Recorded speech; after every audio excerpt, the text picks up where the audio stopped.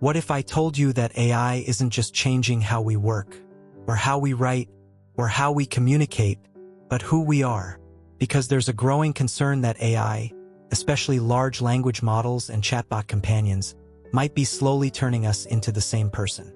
Same words, same tone, same ideas, and ultimately, more boring.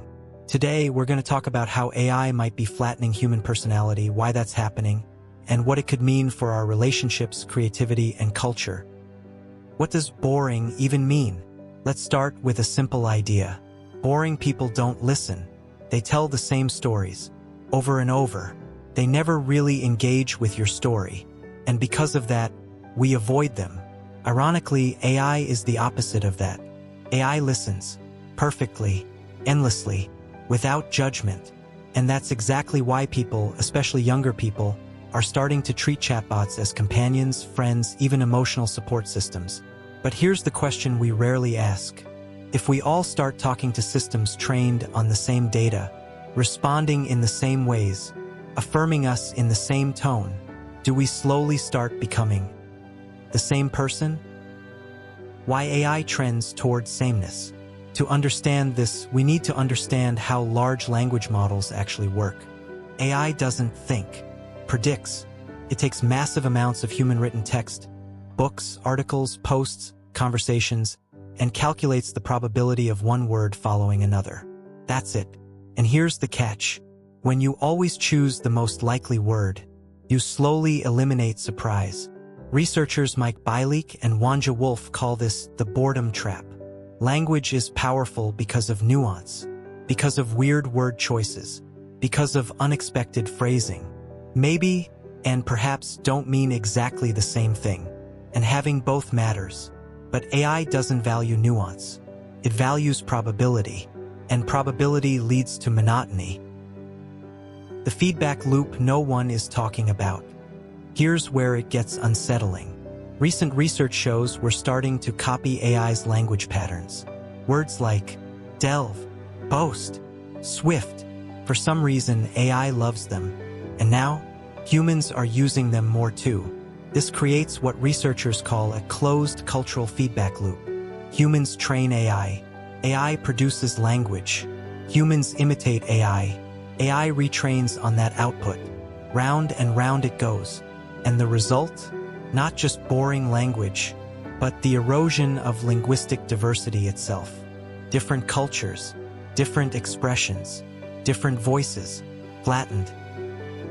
AI companions and the comfort trap. Now let's talk about companionship. Loneliness is rising. Mental health challenges are everywhere. So on the surface, chatbot companions sound like a good thing. And in some ways, they are. Studies show people rate AI responses as more empathic than those from trained mental health professionals. Even when they know it's a chatbot, that should make us pause. Because empathy without friction feels amazing. But friction is where growth lives.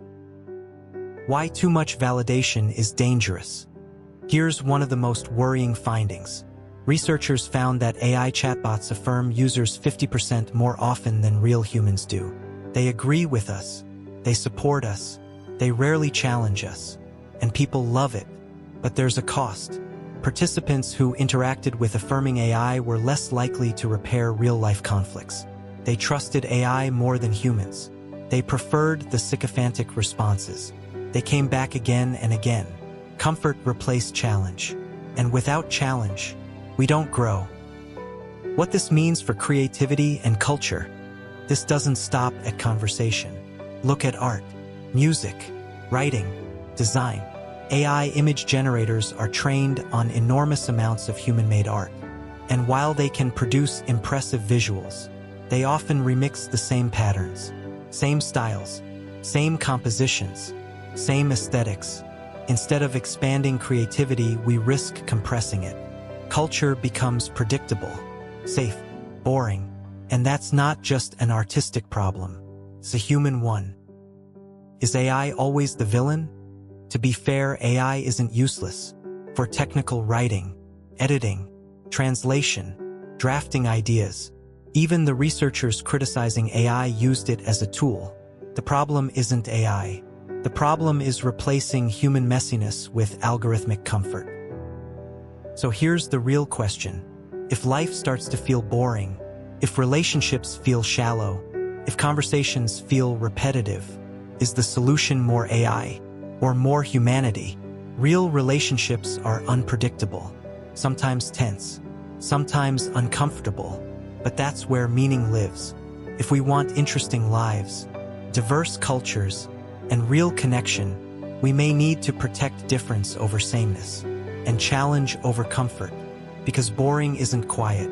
Boring is when everyone sounds the same. Tell me in the comments, do you think AI is making us more connected or more alike?